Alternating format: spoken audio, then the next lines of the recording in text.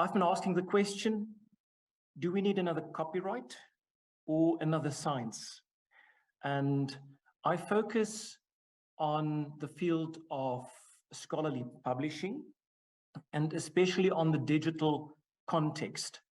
And Tanya has given a very nice explanation of the obligations flowing from the right to science, as we abbreviate it sometimes.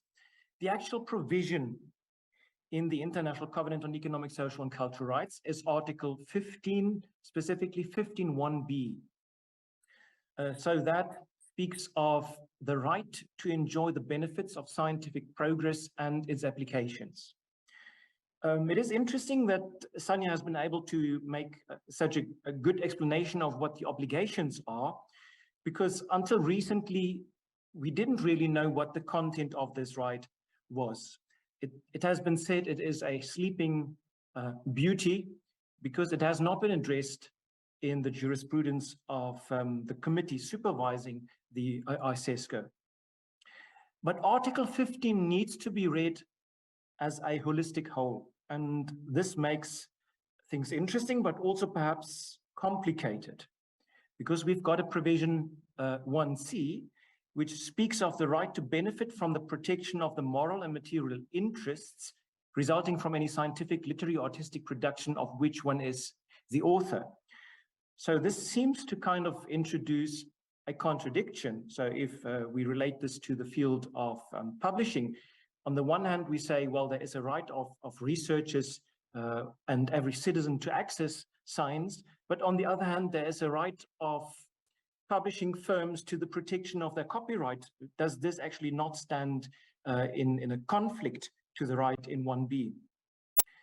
The good thing is we've got a bit of guidance from the committee, which has formulated a general comment number 17 on this Article 15(1)(c), where it explains that the rights in Article 15 accrue to natural persons only. So this, by definition, excludes companies from protection.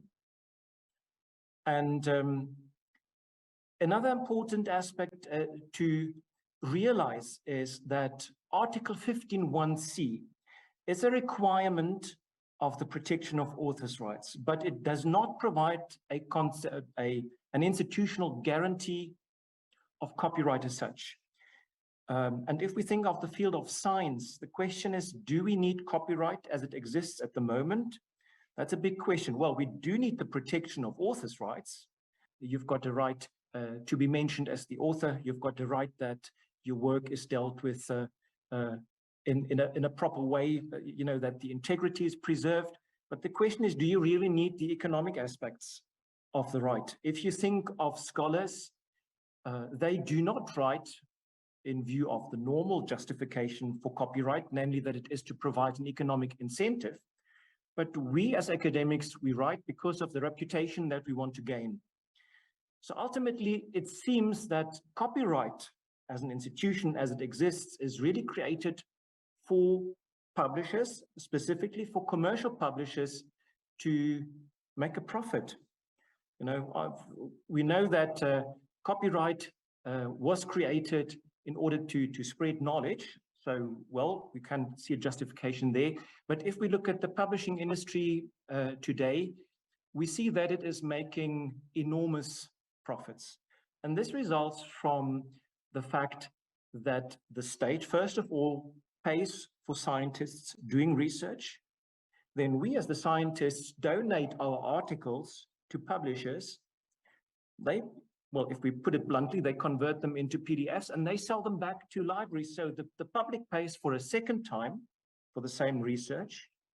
And then there is actually payment for a third time, namely when universities pay under user agreements to collecting societies for the use. So I think the value of Article 15 as a human right also lies in the fact that it provides a clear duty to preserve public research money in a way that promotes science. So Article 15(1)(b), in my view, is also very much about protecting science as an institution. And the question is to what extent the publishing industry furthers that scientific interest. Article 15.1b must be read in conjunction with Article 15.3, which protects the freedom indispensable for scientific research. So this, in a sense, is the obligation to respect that Sanya referred to. And this is especially important for people working in research, that we've got the freedom to do research. And this, of course, requires access to sources. Then Article 15.2 requires the state to take positive action necessary for the conservation, the development, and the diffusion of science. So diffusion of science obviously also means making science accessible. And the way the committee interprets Article 15 is that the diffusion of science is obviously not a benefit solely for scientists, but for the population at large, for citizens. Then Article 15.3, interestingly, brings in the international aspect of the state promoting international contacts and cooperation in the scientific fields. And that is the link for me to extraterritorial state obligations in the sphere of science. I'm not going through this in detail because obviously Desmond is also speaking on the African context, but just to say, extraterritorial obligations are obligations that a state has, for example, under 15.1b, to other states. For example, take the obligation to protect. Is there not an obligation on the state under Article 15.1b to protect citizens in other states against its own publishers, against excessive pricing, for example? A technique to employ would be competition law to control pricing for scientific literature. The obligation to facilitate, for example, means that states operating in international organizations within WIPO, for example, have an obligation to create copyright law in a way that actually furthers science, for example, and that also furthers science in other countries. An instance of the extraterritorial state obligation to fulfill in the sense of providing would be to create an international APC fund to make it possible for scholars in the developing world to pay article processing charges, because as we know, at the moment, they may be very high. The REPSPA, as we also call it, the right to enjoy the benefits of science and its applications, is also protected in the American context. In the additional protocol to the American Convention on Human Rights in the sphere of economic, social, and cultural rights. And the provision there is almost identical to the one we find in the ICESCO. But the interesting thing is we do not have a comparable provision in Africa or in Europe. And I've been asking myself, why do we actually not have it in Europe? Because we have got a social charter in Europe, which was revised in the 90s. So obviously that was an opportunity to supplement it with rights that people considered were missing, but it did not lead to the introduction of a right to science there. I've constructed the research in two parts. The conceptually negative dimension is the freedom aspect, is the right of scientists to be able to do proper research and all the ingredients thereof. So for example, you see the first point here, security of employment, good salaries. So this also means in terms of copyright, you know, the copyright function of an economic incentive need not exist as such, but it is important that there is remuneration for the work that scientists do in order for them to do their work. Or the point here of ownership of research. It's very important. We own our research that we do, but it need not be in the form of copyright. You know, it can be in the form of the moral rights we have. There are certain aspects protected by freedom of research, like the right to publish or the right not to be censored. We don't need copyright for that, really. Open communication, that I've deduced very much from the UNESCO recommendations, which speak of the importance of open communication. And this is a general fundamental value of science as such. It is not new. It has first been formulated by Robert Merton in the 1940s in his essay on the structure of science, you know, the importance of open communication. Well, and then the conceptually positive dimension, really is the duty of the state to see to it that science is open. In the context of scholarly publishing, it means that there's access to science. So this means not only, access to scientists who do research in the public interest, but it means science should also be open to private industry, because they build on that, and the research that they do must in many ways also be considered to contribute to the public interest. Pharmaceutical industries produce a medicine also obviously in the public interest. It's access to medical information. The citizen wants to perhaps, read about what disease they have. It's the importance of NGOs or governments having access to information in the formulation of own policy. And actually, there's 2 slides left, and I'll just kind of summarize them because time is running out. So my view is that the right to science, as we find it in Article 15, has an implication for the openness of science. One can have a more limited view of what should happen, or at least a view of what should happen in the interim. And I think that can happen within the existing framework that we have at the present. It's achieved through a harmonious reading of international human rights law with international copyright law.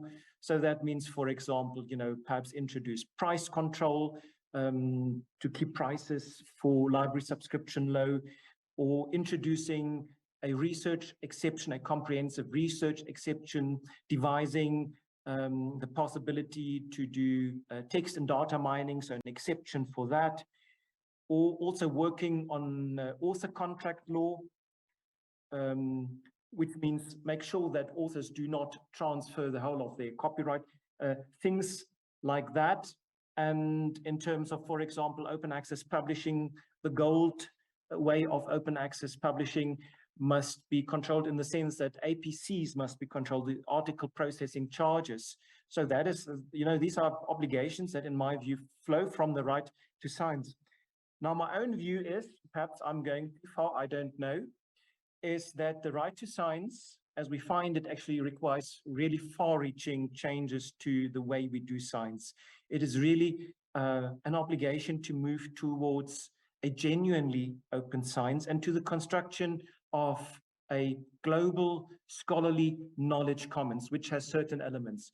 It is a knowledge commons accessible to scientists, but also to the public. We do not really have such a thing at the moment. We do have illegal global scholarly knowledge commons, the one, the Science Hub. At the moment, it is the largest knowledge commons in existence, but it is illegal.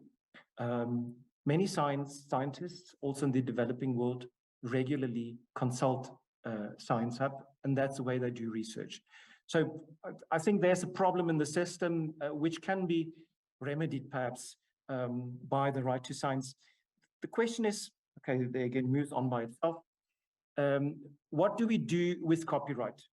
So one could say, well, we retain copyright, but we move to a model which has been suggested by Walensky, where we move to collecting societies acting as bodies. So science institutions pay to collecting societies pay to publishers. So publishers are retained, but in a way they are harnessed. At the same time, copyright remains with authors, and they grant open content licenses. So that is the model of regulating claims. The one of reordering claims is really the one that has been suggested also by Reichman and Okediji in their seminal article on when science and copyright collide. And that means the whole field of publishing moves back to academia in a sense, which it can much more easily because these days, with digital publishing, you don't really need the physical things. You don't need to ship books to different parts in the world. So it is a function that can again be assumed by academia. And the last one that I introduced here, removing claims, is the one where I say protecting authors' rights, yes, but in the form of copyright, perhaps no. So we need to retain the moral rights of authors. We need to retain certain claims which are protected by freedom of science, for example, right to publish, or the ownership of your science. But that would mean that we can perhaps do without copyright in the sphere of science. I'm not somebody who argues that copyright should be abolished, of course, but in the sphere of science, we've got a different situation, but it is complex because the Berne Convention requires the protection of copyright for scientific works. So it would mean that the Berne Convention stands in the way of that. And I'll finish at this point here.